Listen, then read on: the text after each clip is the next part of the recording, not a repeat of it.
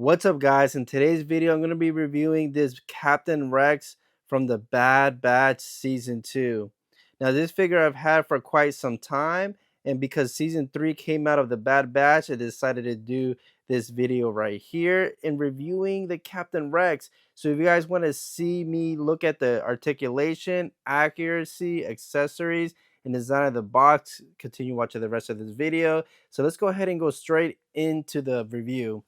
So first, we're gonna go ahead and look at the box. As you guys can see, this box is actually pretty decent. It is the old school open window box. I know they did transition to the closed, but this one right here is an open window box, which I do prefer. And as you guys can see, Captain Rex with his two blasters right there, and then on the back, it just have a little quick description. And this is number 6 of the Bad Batch wave. So let's go ahead and open this figure up and get a closer look at Captain Rex. Here we got a tray shot of Captain Rex. So let's go ahead and take him out. So here I got Captain Rex, man. This figure is actually really dope in my opinion. Now this is my first Captain Rex in the Black Series 6 inches wave. And you guys can see, since this is the Bad Batch version, he does have a lot of wear and tear and a lot of like debris on his armor.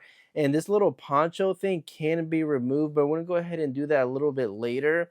So we're gonna go ahead and look at the blaster. So it does come with 2 blasters, which he is seen, in majority of the animated series.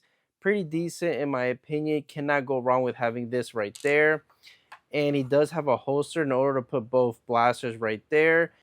So while looking further into the detail of his figure, you guys can see that he does come with all the markings on his armor right here on the forearm and a few on the legs. And like I said, you guys can see the wear and tear on his knees, on his feet, and even on his helmet itself. It looks fairly dirty, pretty worn in my opinion. And even his little poncho looks pretty messy. And the material feels pretty good. It's really not that bad. It's very, very soft and very light. It does somewhat feel pretty cheap, but really not too bad in my opinion. Now, I'm not sure what this figure is going for the resale market because I know you can't find it in stores. And I did end up getting this for retail a couple years back. So yeah, it's pretty good in my opinion. So we're gonna go ahead and take a closer look at his helmet because his helmet is removable. So here we have Captain Rex's helmet, man. This thing is so dope. I'm not gonna lie. Really well detailed. You guys can see a lot of the debris on the helmet. Even you can see the markings whenever he designed his helmet or split the phase 1 to the phase 2. You guys can see in the inside it's just plain and basic. Doesn't really show anything. And his little rangefinder, I think, does slightly go down. It's a little stiff, of course. You don't want to force it too much because you don't want to break it. But yeah, that thing looks pretty good in my opinion. You guys can see the markings right there. Now, I'm not sure if this number is accurate to what it is on the animated show, but it's still a nice detail to have. Cool, so let's go ahead and look at the head sculpt of Captain Rex. So here is this head sculpt, which is actually really good. I mean, it is slightly glossy. If it had a little bit of a matte finish, it wouldn't be too bad, but it does capture Captain Rex pretty well in my opinion. He does have his blonde hair. Overall, I'm really not too upset about this. This is actually one of the best figures I've had in a while. Really not too upset with this. So let's go ahead and take this poncho out, look at the rest of the armor, and then start looking at the articulation of this figure. So here we got Captain Rex with that poncho thing out. Man, this thing is still pretty good in my opinion. Now, I'm not sure if I'm going to keep him without the poncho or with it. I think I honestly would rather have him without it. Just I feel like it would look a lot better. I'm not really too sure because you guys can see all the armor and I really prefer that. So you guys can see that it does have a lot of wear and tear. It has a lot of this brown thing on the front. Now the only major downside, which I guess is not a downside, is all this weathering that he has in the front is not present in the back at all. Literally the back is entirely clean. Even this area, the back of the legs, all that area right there is all white. Is only the front that's dirty and worn, which I get it. I guess most people would have this little poncho thing on, and when you display your figure you're only going to see it from the front side, but it is something to note just how clean the back is, which is kind of weird, I guess. So we're going to go ahead and put his blasters in his holsters.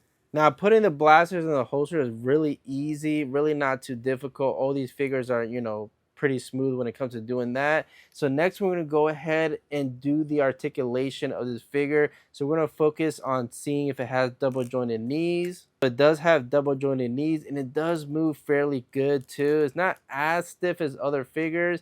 So now we're going to go ahead and check if it has double jointed elbows. And it does. The double jointed elbows are pretty smooth as well. Now this figure does not have butterfly joints, which I guess is typical with clones because the armor. Now we're gonna go ahead and look at the ab crunch. When it comes to ab crunch, it's there but not really. And when it comes to his head, it goes down pretty decently and it goes up somewhat. Looks left and right fairly decent. We're gonna go ahead and look at the arm rotation. It goes 360. It goes this high up. And yeah, it's really not too bad. I mean, it is slightly restricted because of the armor. Let's go ahead and look at his legs. His legs go that far up. There's also a thigh swivel, which is decent, pretty good. The toe articulation is very stiff. At least this one goes slightly up, but not down as much. Overall, it's really not that bad. When it comes to articulation, I definitely think this figure is a decent 7.5 out of 10. I mean, the crunch could have been better. It could have a little peg here on the wrist. I mean, it seems like it does, but it doesn't want to move all that much. But overall, it's not that bad. 7.5 out of 10 is really not bad. I'll give this an 8 if the ab crunch was a little bit better, but it is slightly restricted, but I can't complain too much. So let's go ahead and put the helmet on real quick so you guys can see what he looks like with the full armor. So putting on the helmet is really easy, honestly. When I had the Season 2 Hunter, putting on the helmet was a little bit stiff, and I was worried that I would scratch, the head sculpt. But this one came in and out pretty decent. It doesn't look like it's going to come off, which is pretty cool. But yeah, overall, let me know what you guys think of this Captain Rex, man. I mean, I don't have the other version that came out, which is the San Diego Comic-Con, and then the older version that came out, I think it came out before that one. I'm not entirely sure. But I might pick that one up at some point. But this one right here definitely gives me that nice satisfaction of having a Captain Rex. Anyways, you guys comment down below if you guys end up getting this Captain Rex from the Bad Batch Season 2. And when you guys be watching Season 3 of the Bad Batch, and comment down below what is your favorite thing of this figure. And I'll see you guys in the next one.